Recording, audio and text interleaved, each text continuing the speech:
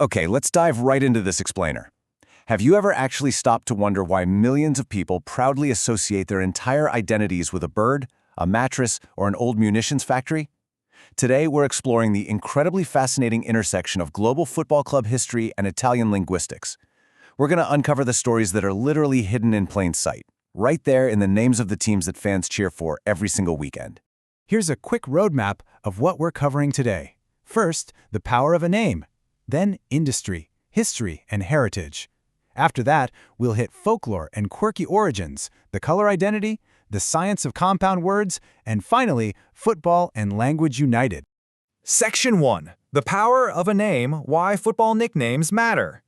You know, a club's name is so much more than just a label slapped on a jersey. It's a massive cultural signifier, deeply rooted in local geography and identity. To really grasp this passion, just listen to legendary manager Jurgen Klopp. Only one can win, and all the others are disappointed and live in the middle of disaster. When the margins between absolute glory and total disaster are that razor thin, fans fiercely cling to their team identities. It's basically their armor. So, that brings us to a pretty fascinating question. What actually makes a football club nickname stick? How does some hyperlocal inside joke, a historical trait, or even just a simple kit color morph into this massive, globally recognized brand identity that millions of people wear on their chests? Section 2. Industry, History, and Heritage, born from the working class. Now, what's really interesting about this is that a vast number of global football clubs were born straight out of the working class. They literally adopted the tools of their founders' trades. Take Arsenal, right? Famously known as the Gunners. That goes straight back to their 1886 origins at the Woolwich Royal Arsenal Munitions Factory. Or look at West Ham United, the Hammers, formed by the Thames Ironworks shipbuilding company, where the sound of heavy riveting hammers just echoed across the docks. And over in Germany, Bayer Leverkusen are Die Werkself, or the company XI, because they were founded back in 1904 by workers from the pharmaceutical giant Bayer AG. They weren't just playing for their town, they were playing for their livelihoods. And it's wild when you contrast these disparate socioeconomic origins across the globe. On one hand, you've got Argentina's River Plate, who were dubbed Los Millonarios, the millionaires, in the 1930s after splashing unprecedented cash on players. That nickname completely exudes wealth and high status. But compare that to Germany's Schalke 04, known as Die Kneppen, the miners, honoring the coal miners of Gelsenkirchen. Or Spain's Atletico Madrid, Los Colchoneros, the mattress makers, simply because their red and white striped kits looked exactly like traditional Spanish mattresses. It's like a living museum of a club's historical wealth or working-class pride. Section 3. Folklore and Quirky Origins, Magpies, Monkeys, and Moody Divas. All right, now we're stepping into the realm of local legends, regional animals, and just some genuinely bizarre folklore. Let's look at Norwich City. Their nickname, the Canaries, isn't just some random mascot. It is literally a multi-century geopolitical saga. It all starts back in the mid-16th century when Dutch and Flemish refugees, fleeing persecution, arrived in Norwich, and they brought finches with them from the Canary Isles. Fast forward to the 1900s, and canary breeding was this massive local industry. Breeders were exporting 3,000 birds at a time on steamships to New York. So by 1907, the football club officially adopted the Canaries nickname and changed their kits to yellow and green. Tragically, a huge flood in 1912 drowned a lot of the birds, which really damaged the industry, but the cultural impact was already permanent. The club basically immortalized the refugees' legacy. And then you've got these wonderfully quirky origins that actually started as insults or myths. Italy's Chievo Verona, they're the Flying Donkeys. Why? Because their bitter rivals, Hellas Verona, basically mocked them, saying they'd only reach the top league when donkeys fly. Well, they got promoted, and Chievo proudly owned the insult. Then there's England's Hartlepool, the Monkey Hangers, which comes from this bizarre Napoleonic war legend where locals supposedly mistook a shipwrecked monkey for a French spy. Germany's Alemannia Aachen are the Potato Beetles because their yellow and black kits look exactly like the insect. And Eintracht Frankfurt earned the highly relatable nickname Moody Diva, thanks to their historically agonizing unpredictability on the pitch. Section 4. The color identity, the simplest nicknames.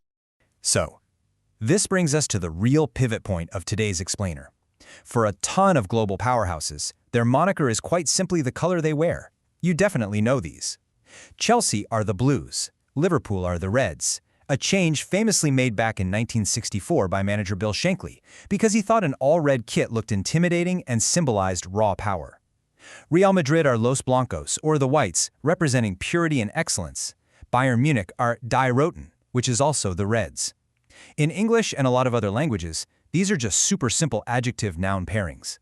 But let's move forward and see how this builds when we cross the Alps. Over in Italy, these color-based football nicknames aren't just basic descriptions. They actually represent a totally unique and highly specific grammatical phenomenon: compound words. Section 5. The Science of Compound Words. Parole composte. Okay, let's dive into the actual nuts and bolts of Italian vocabulary here. Parole composte comes from the Latin cum, meaning with, and ponere, meaning to place. You're literally taking two distinct words, placing them together and fusing them into a brand new noun. It's kind of like Lego blocks. Italian grammar allows you to mix and match different word categories to describe exactly what an object does. Let's break down this highly logical verb plus noun formula. Take aspirare, to suck, and polvere, dust. You smash them together, boom! Aspirapolvere, a vacuum cleaner. It literally sucks dust. Cavare is to remove. Tappi are corks. Put them together, cavatappi, a corkscrew. Lavare is to wash. Stoviglie means dishes. Lavastoviglie is your dishwasher. It's so literal, right? The words basically define themselves by their function. Then you've got the noun plus noun combos. Auto for car plus strada for road gives you autostrada, the motorway. Mother plus tongue, madre plus lingua becomes madrelingua, meaning a native speaker. Fish plus sword, pesce and spada gives you pesce spada, a swordfish. Now, I will say pluralization rules can get a tiny bit tricky here, depending on gender matching, but the core logic of fusing the words together remains absolutely beautiful. We also see this pop up with preposition plus noun structures, and these practically translate themselves based on location or time. Like, sotto means under. Bicchiere is glass. Put them together, you get sotto bicchiere, a coaster. Under plus passage gives you sotto passaggio, an underpass. Dopo, meaning after, plus scuola, school, creates dopo scuola, an after-school program. It just makes perfect sense. Section 6. Football and Language United. The adjective plus adjective climax. All right, so the crucial point is how these two worlds collide for our grand finale. When Italian football fans chant their team's color-based nicknames, they are actually using perfect adjective plus adjective compound words. This specific, highly logical grammatical rule is essentially the bedrock of Italian football identity. Let's actually walk through the grammatical math for some of these iconic clubs. The rule in Italian for an adjective plus adjective compound is wonderfully straightforward. Only the second adjective changes to form the plural. So look at Juventus. Their colors are white and black, bianco plus nero. Together, pluralized for the players on the pitch, they become I bianconeri. For AS Roma, it's yellow and red, giallo plus rosso. The players are I giallorossi. And it's the exact same for the Giants of Milan.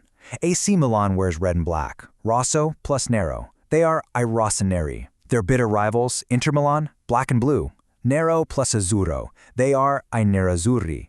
And this brilliantly illustrates how something as simple as the visual color of a kit is fused through this strict grammatical rule to create a beautifully functional compound word. It's literally a linguistic formula that millions of passionate fans are screaming from the terraces every single weekend. So I want to leave you with this thought today. Whether it's the echoes of a 19th century munitions factory, the wild legacy of displaced Flemish refugees, or the seamless grammatical fusing of two Italian adjectives to describe a colored shirt, what history is hidden inside the names you use every single day? The next time you sit down to watch a match, just remember that every chant and every nickname holds a story just waiting to be uncovered. Thanks so much for joining me on this explainer, and keep exploring the history hidden all around you.